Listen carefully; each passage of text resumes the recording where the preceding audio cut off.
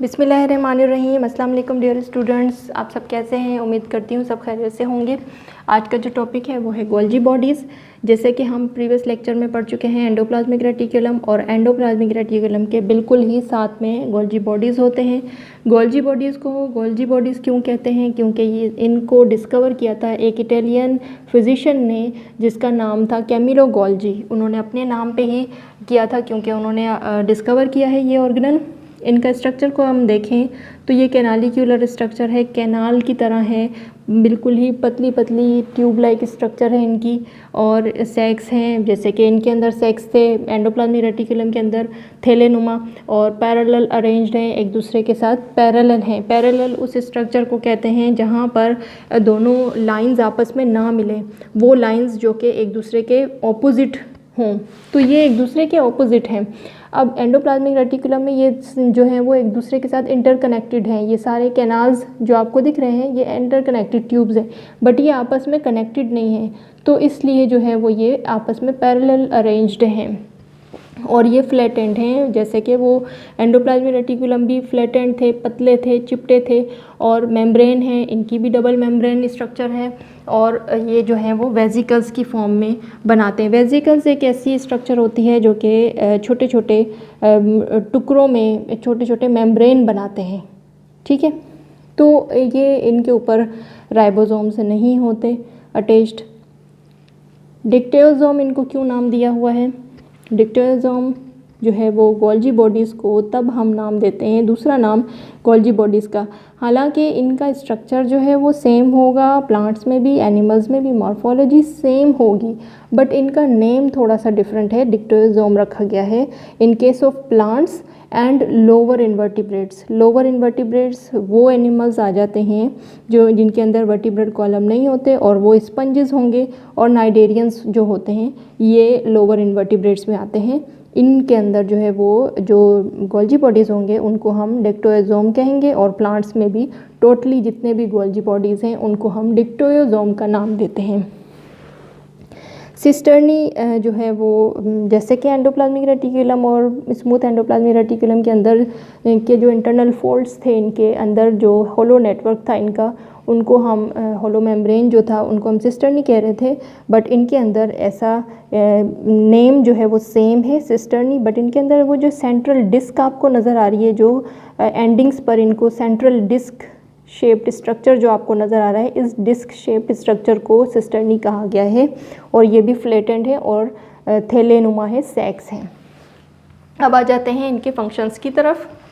इनके फंक्शंस को अगर हम देखें तो ये जो सिस फेस है जो कि यहाँ पर शो हो रहा है, सिस फेस एक ऐसा फेस है जो कि receiving side of Golgi apparatus है। गोल्जी बॉडीज़ को हम गोल्जी अपरेटस भी कह सकते हैं और डिक्टेओसोम इन केस ऑफ प्लांट्स कह सकते हैं।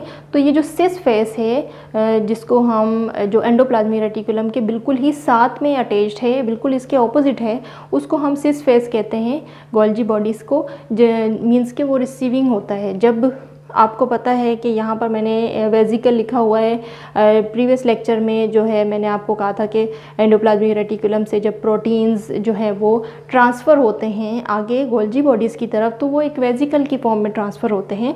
तो वही वेजिकल जैसे ही गोल्जी बॉडीज़ के पास जाएंगे तो गोल्जी बॉडीज़ का जो सिस फेस होगा वो उन वेजिकल्स को रिसीव करेगा। जो रिसीविंग साइड है उसको हम सिस फेस कहते हैं। इनको हम post office of the cell भी कहते हैं, क्योंकि इनका यही फंक्शन है कि ये एंडोप्लाज्मिक रेटिकुलम से प्रोटीन्स को रिसीव करते हैं और उनको मॉडिफाई करते हैं। और जैसे कि यहाँ पे लिखा हुआ है, proteins are received from rough endoplasmic reticulum and then modified and packed into vesicles. फिर वो मॉडिफाई होते हैं, मीन्स कि वो कम्प्लीटली रफ एंडोप्लाज्मिक रेटिकुलम में नहीं बने होते, उनके अंदर जो है कुछ एडिशनल चीज़ें होती हैं, वो एडिशनल चीज़ें इनके अंदर इन्वॉल्व होकर वो प्रोटीन्स जो हैं फिर वो कम्प्लीटली बन जाते हैं, मॉडिफाई हो जाते हैं। फिर उसके बाद जो है वो वेजिकल्स की फॉर्म में पैक होकर निकलते हैं इसी गोल्जी बॉडीज़ से ही। तो मेम्ब्रेन बनता है उनका और वो कम्प्लीटली बन चुके होते हैं वो प्रोटीन्स, और फिर वो जगह जगह ट्रांसफ़र होते हैं। दूसरा जो इसका फेस है गोल्जी बॉडी का, उसको हम ट्रांस फेस कहते हैं। ट्रांस फेस वो वाला फेस है जिसके अंदर, जिसको हम ये कहते हैं shipping side of Golgi apparatus. Shipping side of Golgi apparatus हम इस ट्रांस फेस को इसलिए कहते हैं क्योंकि यहाँ से जो प्रोटीन बन चुका है वो शिपिंग के लिए रेडी है, मीन्स के डिलीवर होने के लिए रेडी हो जाता है। तो इस वजह से हम इनको shipping side of Golgi apparatus कहते हैं। और ये बिल्कुल ही इस सिस फेस के ऑपोजिट की तरफ होती है। और ये क्या करती है, transfers the protein to another location wherever required. तो जहाँ पर सेल के अंदर यही वेजिकल्स जिसके अंदर प्रोटीन्स हैं, यही जो है वो जहाँ पर भी साइटोप्लाज्म में ज़रूरत होगी इन प्रोटीन्स की, तो यही वेजिकल्स जो हैं वो मॉडिफाई और पैक्ड होकर गोल्जी बॉडीज़ से निकलते हैं फ्रॉम द ट्रांस फेस वाले पोर्शन से, और फिर जो है वो ये बाकी ऑर्गेनल्स तक जाते हैं। इनके बाद जो है वो ये लाइजोसोम्स के पास जाते हैं, और वो नेक्स्ट लेक्चर जो होगा वो हमारा लाइजोसोम्स पर होगा। ओवरव्यू कर लेते हैं, मीन्स के गोल्जी बॉडीज़ जो हैं वो डिस्कवर हुए थे कैमिलो गोल्जी से, और इनका स्ट्रक्चर है कैनालिक्यूलर, आपको तो समझ में आ गया होगा। और डिक्टोजोम इन केस ऑफ प्लांट्स और लोअर इन्वर्टिब्रेट्स में जो है वो हम डिक्टोजोम का नाम देते हैं। और सिस्टर्नी जो है वो इसका डिस्क शेप्ड स्ट्रक्चर जो होता है वो ये वाला पोर्शन, इसको हम सिस्टर्नी कहते हैं। अंदर होलो होता है ये भी, और जो रिसीविंग साइज होता है उसको हम सिस फेस कहते हैं। जैसे ही प्रोटीन्स वेजिकल की फॉर्म में रफ एंडोप्लाज्मिक रेटिकुलम से सिस फेस से रिसीव करते हैं गोल्जी बॉडीज़, और फिर उसको मॉडिफाई करते हैं, उनको पैक करते हैं, उनको चेंज करते हैं, और फिर जो है वो उसको रेडी कर देते हैं दूसरे पोर्शन की तरफ।